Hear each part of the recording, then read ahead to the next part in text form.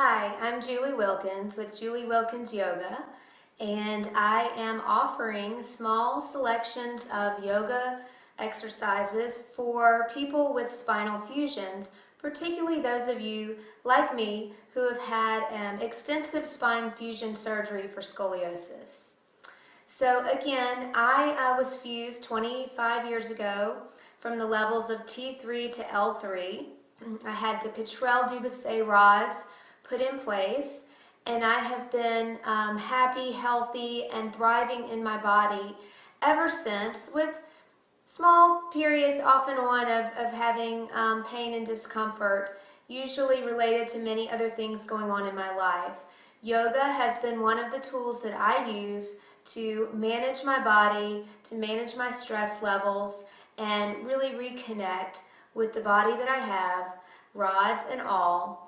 So part 2 of our video here, of our exercises, we're going to come to the mat lying on our back. What you will need nearby is a blanket, I'm using a Mexican blanket.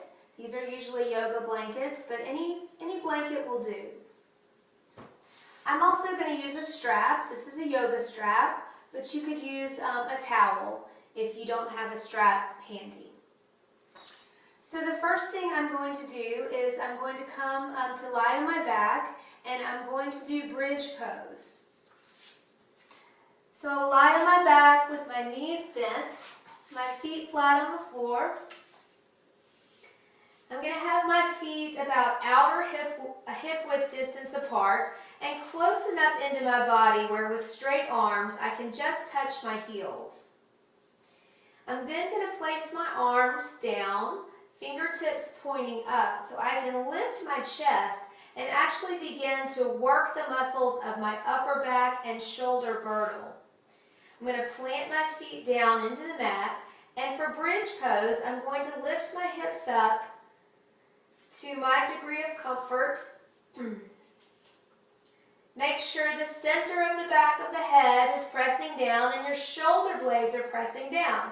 I'm going to lift up pretty high here because I've been working on this for a while, making sure to protect my neck by keeping my chin slightly off my chest, but moving my chest up in the direction of my chin.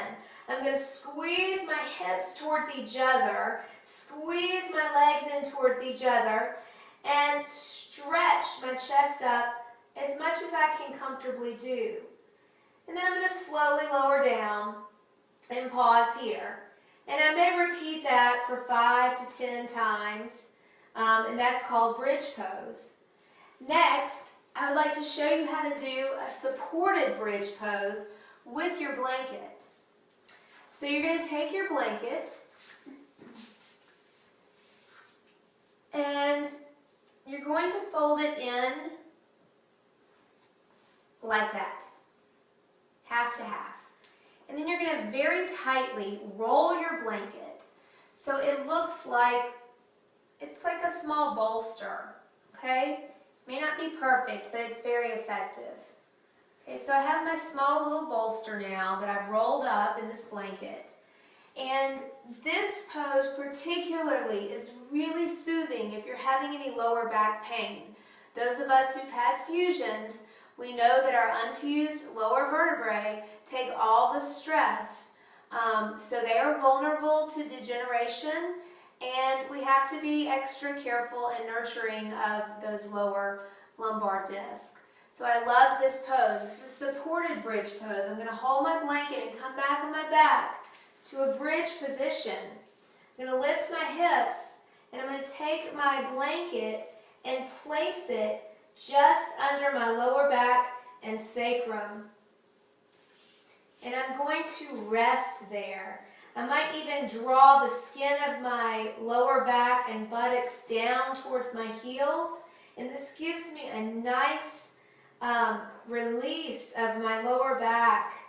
And I'm just going to lie here. I might lie here for 5 to 7 minutes. This is called a restorative bridge pose. And just allow my spine to really decompress. It's very soothing to the nervous system to be in a slight inversion. I'll remove the blanket And then we'll go through one final exercise here. Another one of my favorites to really release and open up the spine and the lower body, particularly the hamstrings, which also get really tight in a lot of people, but especially in those of us who've had fusions. I'm going to use my strap. Again, you can use a towel, and I have it handy. So I'm going to lie flat on my back on the mat.